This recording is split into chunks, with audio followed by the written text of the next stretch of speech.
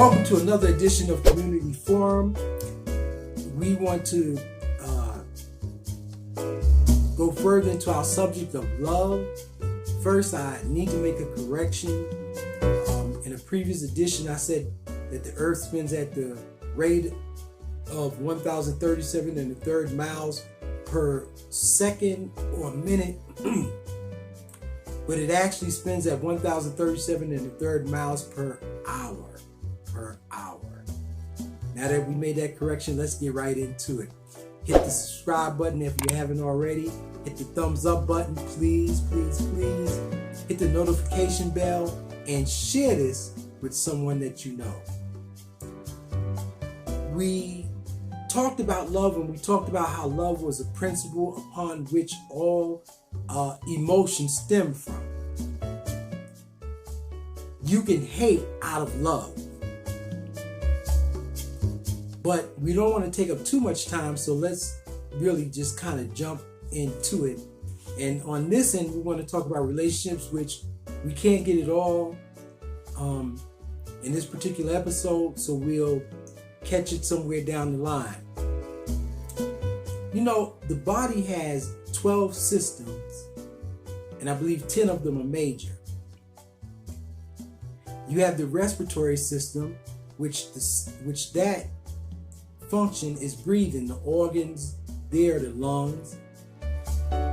You have the circulatory system, and of course that's blood circulation, and the organs there, the hearts, the arteries, the veins, the blood. You have the digestive system, and the organs there is the mouth, the esophagus, the stomach, the intestines, and of course that's used to process food. That's its function. You have the urinary system, and that the organs there are the kidneys, the bladder. It actually does waste elimination. You have the reproductive system, and the uterus, the ovaries, the fallopian tubes are some of the organs, and of course that's used for reproduction. You have the nervous system, and the organs used there is the brain, the nerves, and of course the function there is the communication between and coordination of all the body systems. And so, just to name a few, I just want to go through that. But each organ, you get the idea, each organ has a function according to its own makeup. The heart doesn't take the place of the lungs, the bladder doesn't take the place of the thyroid, and the mouth certainly doesn't take the place of the uterus. So therefore, a man is a man, and a woman is a woman. You can't take each other's place. To do that, to say that God would be making a mistake. Now, we can talk about it physically, we can talk about it mentally and psychologically. I'm not going to go into that right now, but I will talk about the mentality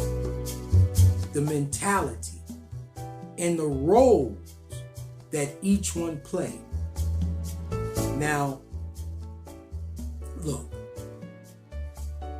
the problem, I believe, is that we don't relate well in accordance to our makeup.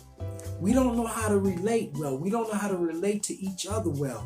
And we haven't developed a relationship with our Creator. See, that's the first relationship that we should develop, is with our Creator.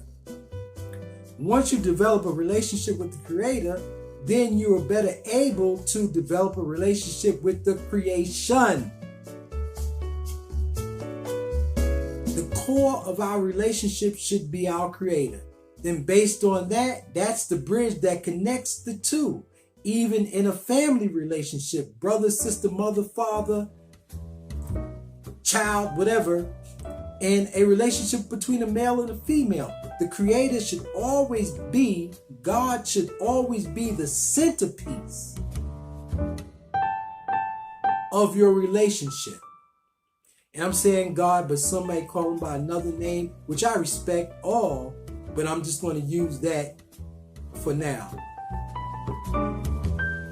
So your first relationship is with the source of our creation, which is God himself, or the Creator, or Jah, or Allah, whatever you choose to call him, whatever name that you choose to call him.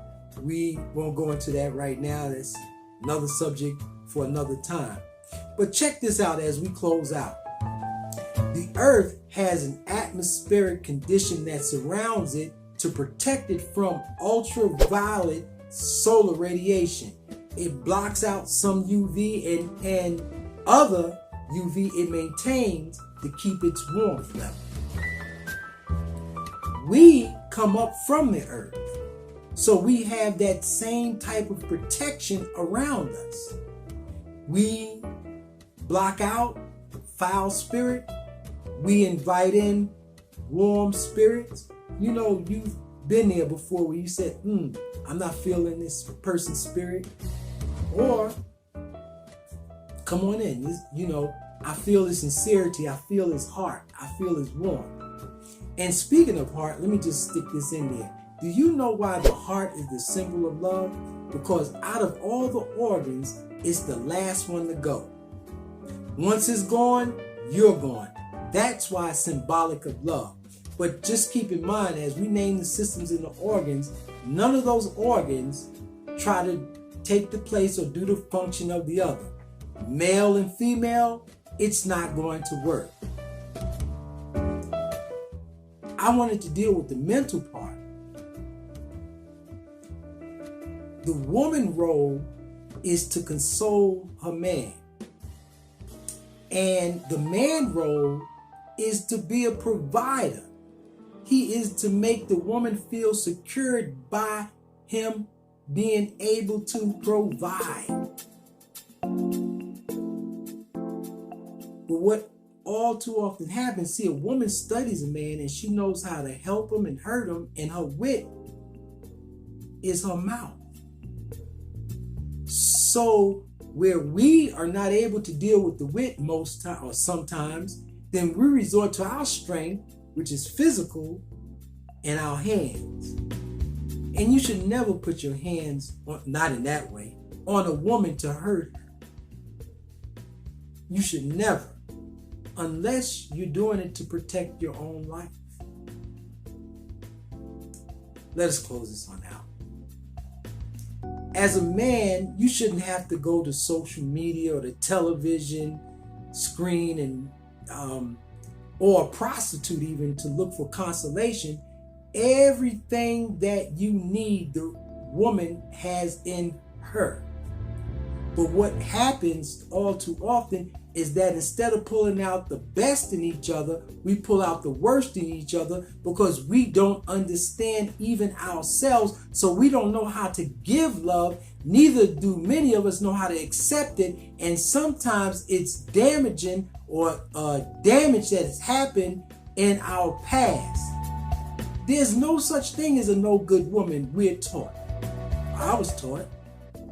And everywhere you see one like that, a man made her that way. Now you can sit down and talk to the prostitute. You can sit down and talk to the liar or whoever that's a woman. I guarantee you that somewhere along the line, a man has somewhere broken her heart.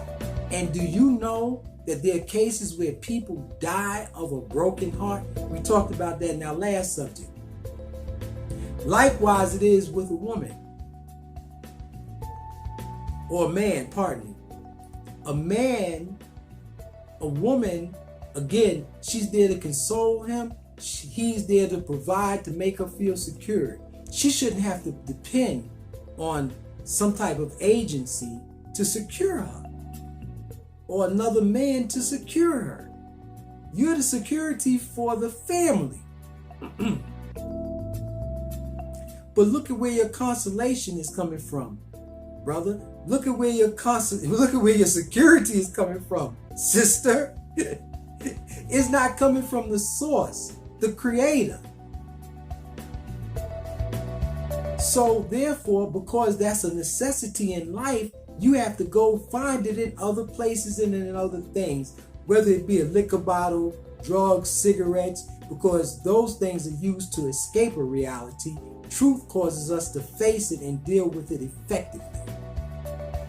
And so you don't have a true man and you don't have a true woman. Well, I don't have a true woman. You don't have a true man. We got to close this out. So every woman, every man that I know of, sound mind, well, I don't know. Every woman and man of sound mind wants to be in a celebrated relationship. But unfortunately, some of us are going to die alone. And statistics have it that it's more than likely the woman who dies alone. And some of you at the age of 20, 30, for as young as 20, as old as 40 and beyond, you've already made in your mind, I don't need a man. I'll live it, I'll die alone. And you know, we talked about artificial intelligence, so they got a computer out there, they got some type of sex toy out there, so you just go and you play with that and you satisfy yourself and you're okay, you make your money, you got better educated, and you really as women outnumber us. So you are through because the man, how can I say it? He's not a scientist. He doesn't know how to get out of you the good in you, and which is love, and you don't know how to give it, and you don't know how to receive it, and neither does the man know how to give it or receive it. So you have a broken relationship. So you go throughout life as is. You ever bought a product and they say as is? Well, that's how we are, as is. And you settle in your mind, look, this is it. It doesn't have to be that way unless you really want it that way. How do you find a creator to develop that relationship? It says the kingdom of heaven is where? In the sky? No, it's within you. So if you're looking for the kingdom of heaven, then you got to start from within. You don't stay there, but you start there. And then you begin to develop from there. And after you develop that, see, we're looking for the creator. We're looking for God. We're looking for Jah. We're looking for Allah. We're looking for it. Start from within. Start from within. And then you'll see it. You'll begin to see it. That's the first step. I got to go. Thank you for hanging in there with me. My point was this, that if you want a better relationship, start with self first. Love, charity starts at home and then spread abroad. Start with yourself first. Get to know yourself so you can love yourself. And then the people that you invite into your atmosphere. You're not going to let someone come in that hates you or dislike you or abuse you. No, because you love yourself and you will demand that love and that respect from whoever enters your circle. They won't even be able to enter it because they'll feel the spirit, that atmospheric condition that will block them out. Try it sometime. It's a field, it's a shield. But you got to know how to activate it. And then the people that you allow in and they allow you in theirs, that's true love. And therein, you'll find, I don't want to say soulmate, but you'll find the right one for you. You'll be able to discover, develop, and then you can give your natural self that consolation as a woman. And you will feel good about securing a woman whom you love, whom you will die for. You'll provide for her. You'll protect her. You'll secure her. That's where you'll find heaven. Thank you. Be safe. Peace.